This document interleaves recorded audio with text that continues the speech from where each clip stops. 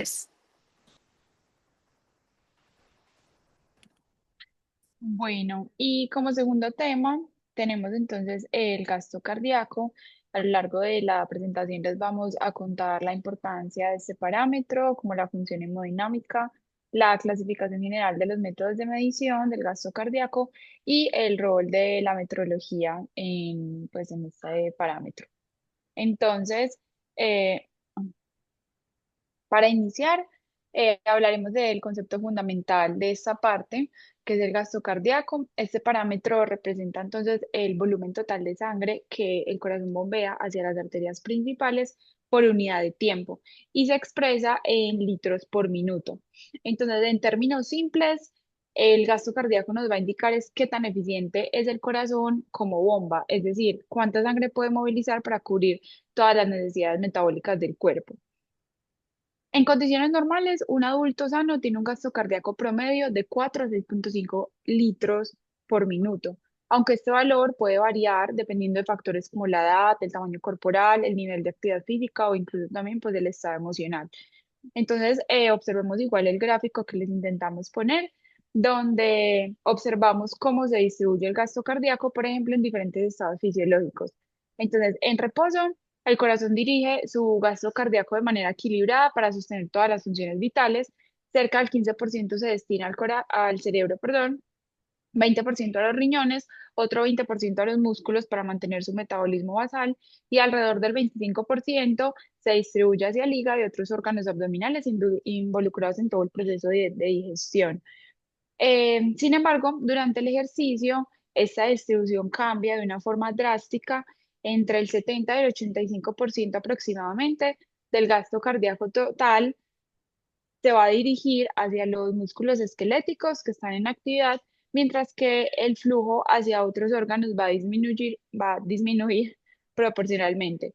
Con esto entonces podemos entender cómo el sistema cardiovascular va a ajustar todas sus prioridades para garantizar el suministro de oxígeno y los nutrientes pues que necesita a los diferentes tejidos que más lo requieran, permitiendo mantener siempre un rendimiento físico y en equilibrio pues todo ese tema de la homeostasis.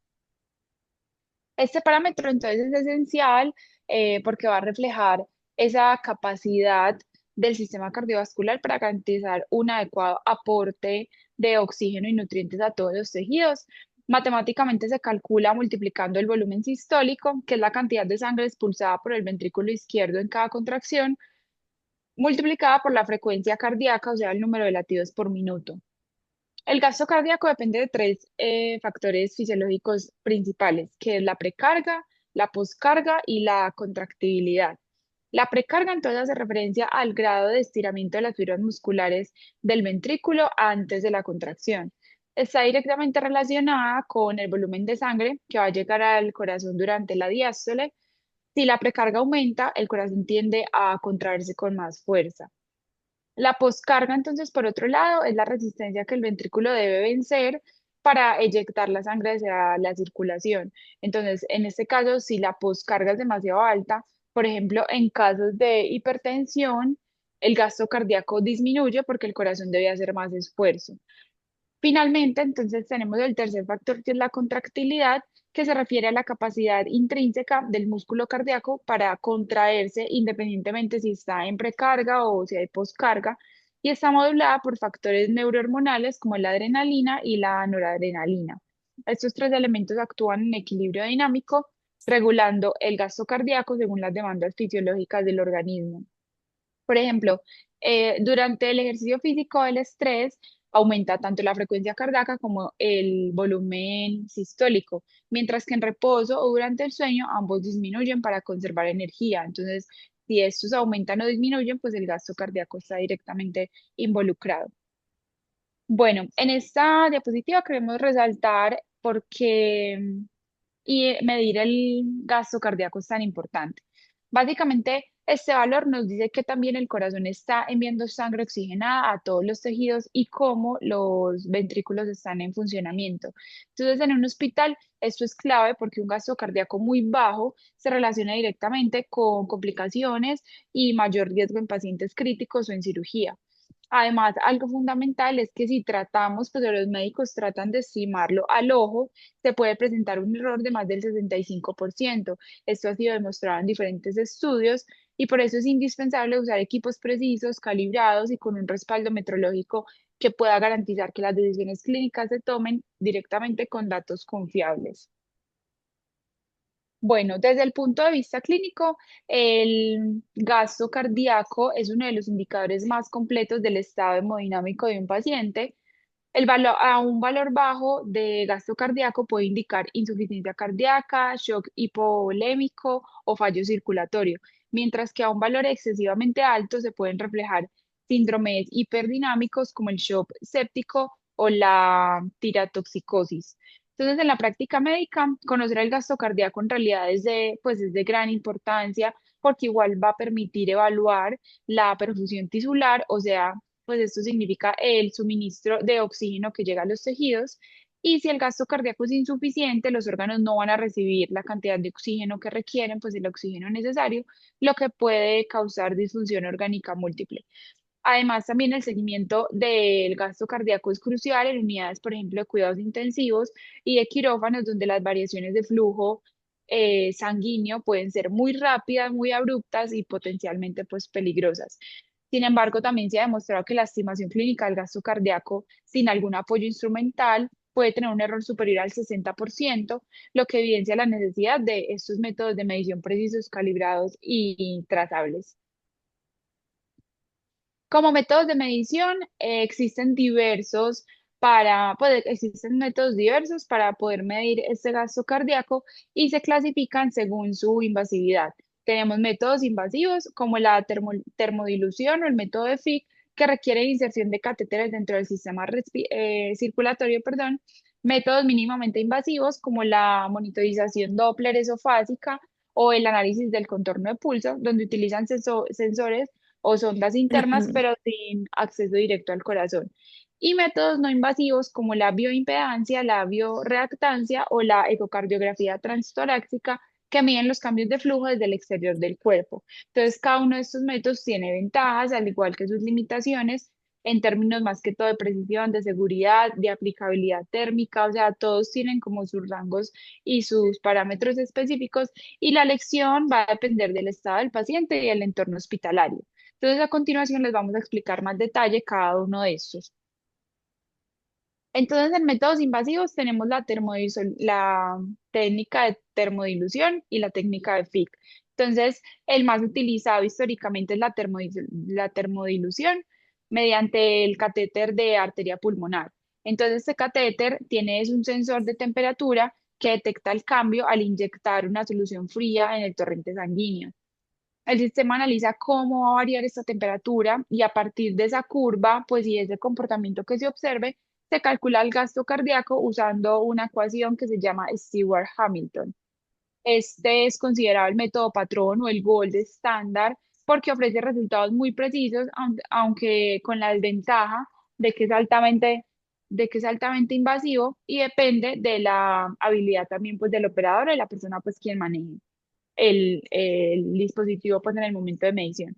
Y otro método clásico es el método de Fick, que es basado en el consumo de oxígeno. Esta relación pues se genera por la cantidad de oxígeno absorbida o eliminada por el cuerpo con la diferencia entre el contenido arterial y venoso del gas. Entonces, en pocas palabras, lo que hace este método es que va a medir cuánto oxígeno entra al cuerpo y cuánto sale. Y esa diferencia va a permitir calcular el flujo sanguíneo. Aunque es extremadamente preciso, es muy complejo y va a requerir mediciones simultáneas de gases y flujo, por lo que hoy se usa sobre todo para validaciones experimentales. O sea, el que más eh, es utilizado pues como a nivel histórico es el que les decimos de la termodilución.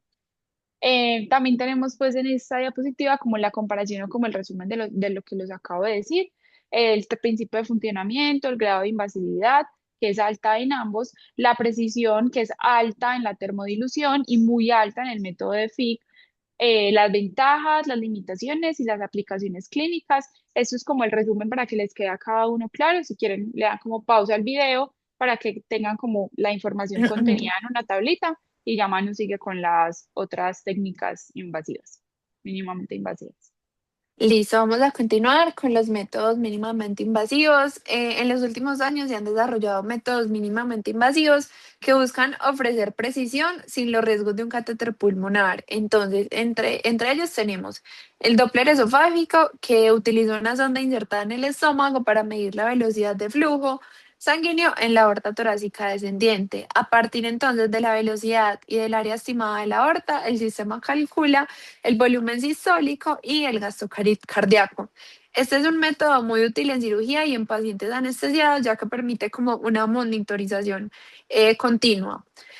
Otra técnica es la ecografía transesofágica, que obtiene imágenes en tiempo real del corazón y mide el flujo mediante el Doppler continuo. La precisión de este método es alta, pero depende de la experiencia del operador y de una buena visualización de las estructuras cardíacas. Algunos requieren calibración periódica, otros no, ya vamos a verlo más a fondo y eso facilita pues como su uso en monitorización prolongada. Bueno, también tenemos en métodos mínimamente invasivos la técnica basada en gas, en la cual se usa el uso de la respiración parcial de CO2 y se aplica el principio de Fick, pero con CO2 como marcador. Entonces acá lo que se hace es realizar una medición del cambio en la eliminación del gas para interferir en el gasto cardíaco. Esta técnica requiere ventilación mecánica controlada del paciente y estabilidad en los parámetros ventilatorios, por lo que su precisión se ve limitada en escenarios clínicos variables. Y por otro lado tenemos el análisis del contorno del pulso. En esta técnica se estima el volumen sistólico de cada latido a partir de la forma de onda de la presión arterial, considerando la relación entre el volumen expulsado por el ventrículo izquierdo y la impedancia vascular del sistema arterial. Este requiere monitorización continua y en tiempo real del gasto cardíaco y es ampliamente utilizada en entornos quirúrgicos y de cuidados intensivos. Existen dos tipos principales de sistema en esta técnica: los calibrados, que requieren una referencia externa inicial, y los no calibrados, que se ajustan automáticamente a partir de datos hemodinámicos y demográficos del paciente.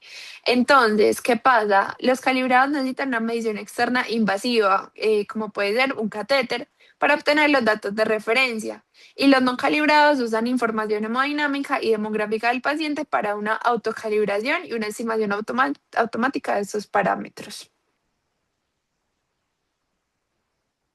Bueno, acá tenemos una comparación de los métodos que acabamos de ver. En cuanto a los grados de invasividad, es grado medio, no es alto como los que nos mencionó Vale. La precisión, el Doppler es una precisión alta, la ecografía transesofágica muy alta, técnica basada en CO2 moderada alta y análisis del contorno del pulso, también una precisión alta. Tenemos ya también sus ventajas, limitaciones y dependiendo pues de estas ventajas, de estas limitaciones, ya la aplicación clínica. Bueno, vamos a seguir con los métodos de medición no invasivos.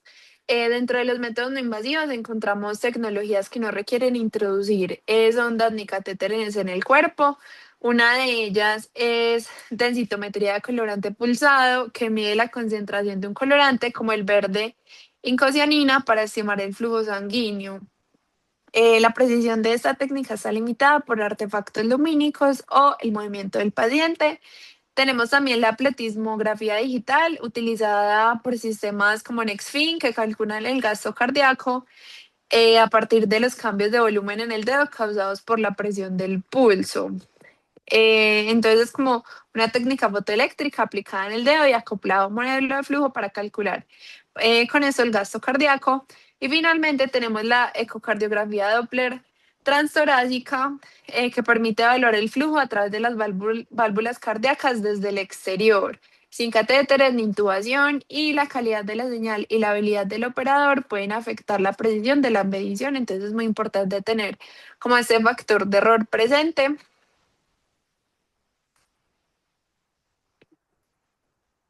Acá tenemos una comparación también para que la miremos. En cuanto a la densitometría del colorante, pues como les contaba, mide la dilución del colorante mediante absorbancia óptica, tiene un grado de invasividad bajo, una precisión moderada y no requiere acceso vascular profundo.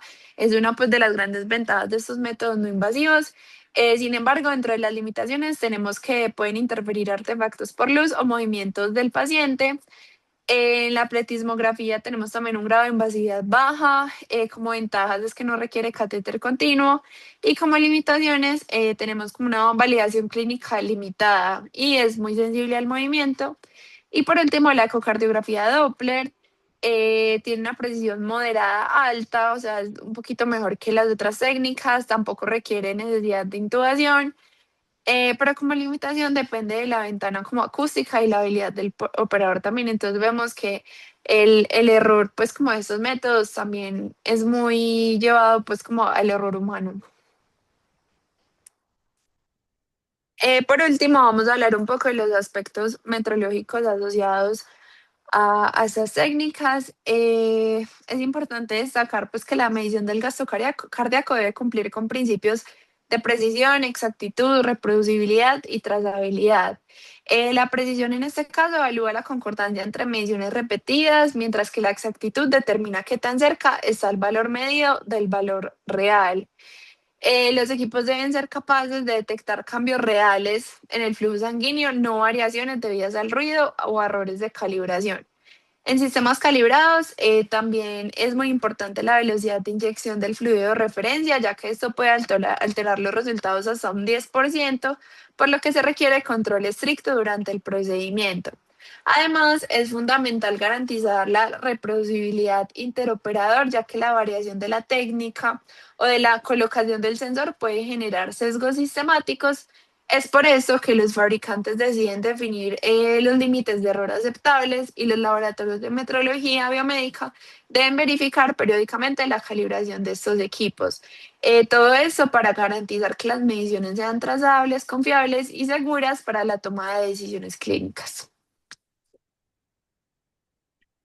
Bueno, con esto acabamos la segunda exposición. Espero que les haya gustado. Muchas gracias. Muchas gracias. Cualquier duda o inquietud que tengan, nos cuentan.